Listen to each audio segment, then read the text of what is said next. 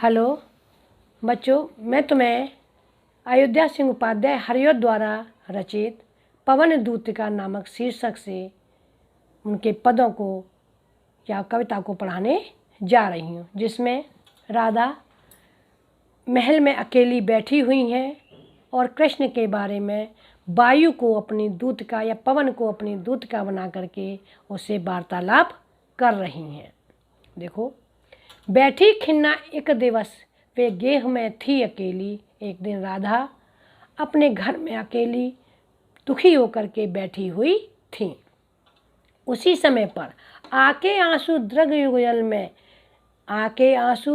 युगल में थे धरा को भिगोते। उनकी आंखों में आंसू आ रहे थे जो धीरे धीरे जमीन पर गिर रहे थे। आई धीरे इस सदन में पुष्प सदगंध को ले। उसी समय पर उनके भवन में सुगंध की पुष्प की गंध को लेकर के पवन ने या वायु ने प्रवेश किया। प्रातः वाली सुपवन इसी काल वातायनों से। प्रातःकालीन जो वायु है, सुंदर वायु है, उसने झरोकों से दरवाजों से महल में प्रवेश किया। संतापों को विपुल बढ़ता देख के दुखिता हों, धीरे बोली सदकुश से श्रीमती राधिका यूं। प्यारी प्रातः पवन इतना क्यों मुझे है सताती, क्या तू भी है कुलसित हुई काल की क्रूरता से। अपने दुखों को, संतापों को, अपने दुखों को अपने शरीर पर बढ़ता हुआ देख करके दुखी बैठी हुई राधा धीरे से उस पवन से बोलने लगी। अरे प्यारी पवन, तू मुझे इतना क्यों दुखी कर रही है, या मुझे तू इतना क्यों सता रही है। क्या मुझे लगता है कि तू भी मेरे बुरे समय के साथ उनसे जा कर के मिल गई है या काल से कुलुषित हो गई है, जिसके कारण से अपनी क्रूरता को मुझ पर बरसा रही है। आगे कहती हैं, मेरे प्यारे नवजलद से कंज से नेत्र वाले, मेरे जो प्रियतम हैं वह कैसे हैं।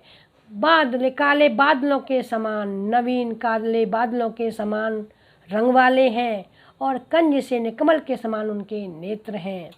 जाके आए ना मधुवन से और न भेजा संदेशा, जो मथुरा चले गए हैं, कह करके गए थे लेकिन वापस नहीं आए और ना ही उन्होंने कोई संदेश मेरे लिए भेजा है।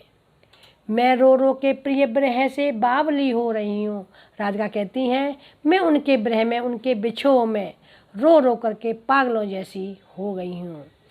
तू हे पवन जाके मेरी सब दुख कथा श्याम को तू सुना दे। हे पवन, मेरी सारी परेशानियाँ, सारे दुख की कहानी तू कृष्ण को जा कर के बता देना, क्योंकि तेरे अलावा मेरे पास कोई संदेश भेजने वाला नहीं है।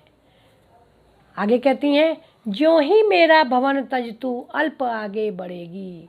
हे पवन, जैसे ही तू मेरे भवन से बाहर निकलेगी और थोड़ा सा आगे बढ़ेगी, शोभा वाली सुगंध कितनी मंज कुंजें मिलेंगी, बड़ी ही सुंदर सुख देने वाली फूलों की क्यारियाँ, फूलों से युक्त क्यारियाँ तुझे दिखाई देंगी, तुझे रास्ते में मिलेंगी।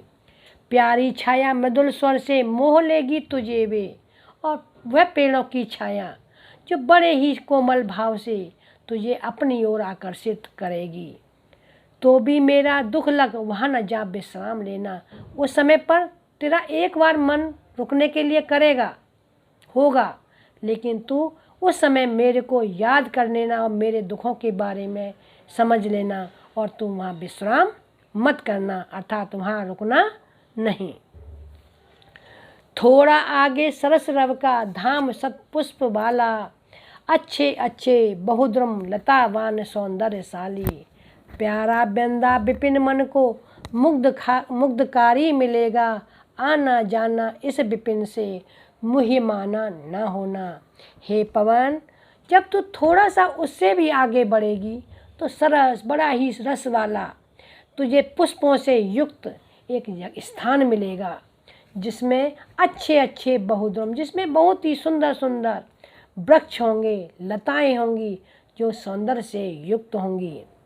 प्यारा वृंदा विपिन, और प्यारा सा वृंदावन यानी तुलसियों का बगीचा मिलेगा, मन मुग्धकारी मिलेगा, जो बड़ा ही मन को मुग्ध लगने वाला होगा। तो उस वन में से होकर आना और जाना, अर्थात रुकना नहीं। इस विपिन से मुह्यमान ना होना, अर्थात इस वन में जाकर के उससे मोहित मत होना, वहाँ रुक जाना नहीं।